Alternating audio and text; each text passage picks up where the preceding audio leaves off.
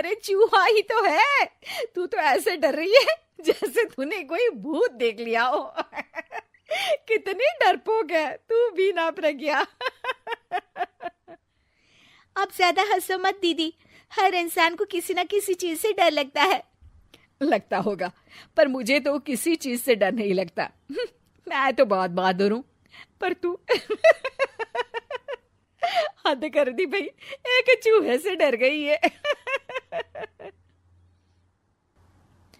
एक दिन प्रज्ञा अपने कमरे से बाहर निकल रही होती है और तभी शिवानी उसे पीछे से आकर डरा देती है। प्रज्ञा एकदम से उछल पड़ती है। दीदी, ऐसे भी कोई मजाक करता है क्या? अरे जरा अपनी शक्ल तो देख, एकदम बैंगन की तरह नीली पड़ गई है।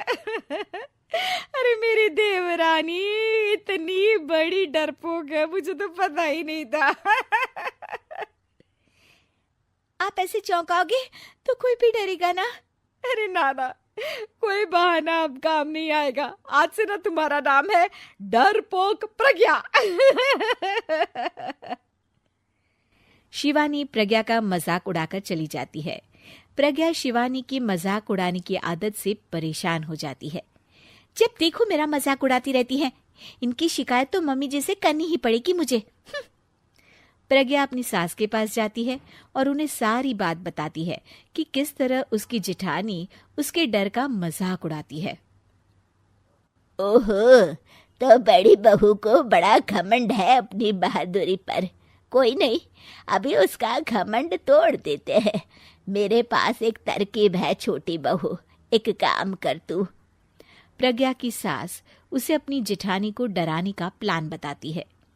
ये तो बहुत अच्छा आइडिया है मम्मी जी, क्या बात है। आइडिया सुनकर लग रहा है कि आप अपने बचपन में काफी शरारती रही होंगी मम्मी जी। अब आएगा मजा मेरी बहादुर जेठानी जी को। प्रज्ञा अपनी जेठानी को डराने का एक प्लान बनाती है। रात में वो शिवानी के पास जाती है और कहती है, दीदी मुझे ना बहुत डर लग रहा है। क्या हुआ मेरी डरपोक देवरानी? दीदी, मैं छत पर गई ना तो मुझे ऐसा लगा कि कोई वहां है। ऐसा लगा जैसे मुझे कोई वहां देख रहा था, जैसे कोई साया। अरे क्या बक रही हो, तेरा वहम होगा। नहीं नहीं दीदी, आप चलो ना प्लीज मेरे साथ, मुझे तो बहुत डर लग रहा है। मेरी एक साड़ी सूख रही थी, वही लानी है। प्लीज आप चलिए ना ऊपर मेरे साथ। ओफो, चल। प्रज्ञा शिवानी को बहाने से छत पर ले जाती है और वो उसके पीछे चल रही होती है। ले आ गए हम छत पर। कहाँ है भूत, दिखा, कहीं तो है नहीं। तभी प्रज्ञा चुपके से सीढ़ियों पर छुप जाती है और शिवानी छत पर अकेली रह जाती है। अरे प्रज्ञा, कहाँ चली गई? प्रज्ञा एकदम से सीढ़ियों का दरवाजा बंद कर देती है। अब शिवानी को डर लगने लगता है। मैं नीचे चली जाती हूँ। लगता है प्रज्ञा भी नीचे ही चली गई है। तभी उसके सामने एक खुले बाल सफेद साड़ी में औरत खड़ी होती है। शिवानी उस औरत को देखकर डर जाती है। हाल तू जलाल तू आई बला को टाल तू, हाल तू जलाल तू आई बला को टाल तू।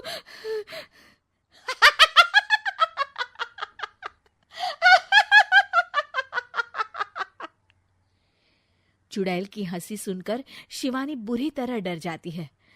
नहीं नहीं, मुझे छोड़ दो, भगवान के लिए मुझे छोड़ दो। नहीं नहीं नहीं नहीं नहीं नहीं नहीं नहीं, मैं तुझे नहीं छोड़ूंगी, मैं तेरा खून पी जाऊंगी। तभी चुड़ैल की हंसी उसकी सास की हंसी में बदल जाती है।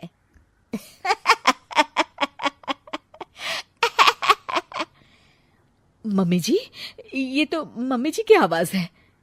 शिवानी आंख खोलती है तो सामने उसकी सास चुड़ैल का मेकअप करके खड़ी होती है और प्रज्ञा और उसकी सास जोर जोर से हंस रहे होते हैं। क्यों मेरी बहादुर जेठानी जी, आप तो कहती थी कि आप किसी से नहीं डरती। ये तुमने अच्छा नहीं किया प्रज्ञा। और सासू माँ, आप भी इसके साथ मिलकर। और नहीं तो क्या बहू, तुम अब मेरी छोटी बहू का ऐसे मजाक बनाओगी तो मुझे तो चुड़ैल बनना ही पड़ेगा ना।